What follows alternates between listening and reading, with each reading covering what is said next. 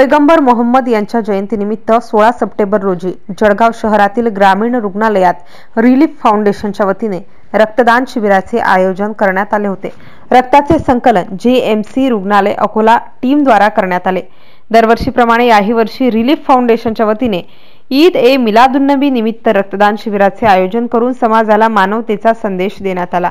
आजही आपल्या देशात असे अनेक रुग्ण आहेत ज्यांना रक्ताची गरज आहे, परंतु वेळेवर उपलब्ध होत नसल्याने अनेक रुग्ण दगावतात। त्यासाठी प्रत्येक नागरिकांनी रक्तदान करणे ही काळाची गरज असल्याचे आवाहन या प्रसंगी आयोजकांच्या वतीने करण्यात आले। या शिबिराला जळगाव जामोद विधानसभा मतदारसंघाचे आमदार डॉ. संजय कुटे, प्रसेनजित पाटील, अविनाश उमरकर, डॉ. संदीप वाकेकर, बाबू जमदार, डॉ.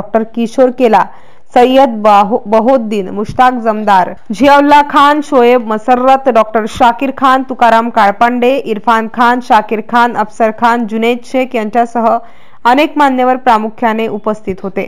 MCN न्यूज मराठी करिता मोहम्मद फारूक, जळगाव।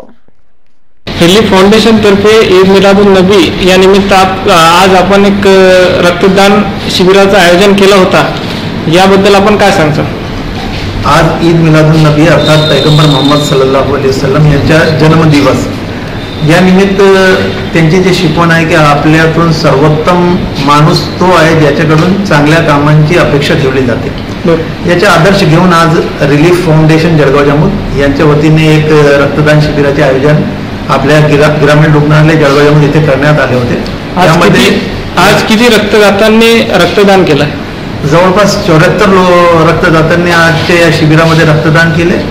अकोल्यावरून एक JMC गव्हर्नमेंट मेडिकल कॉलेज अकोल्याची एक टीम आली होती आपल्या कॅम्पमध्ये।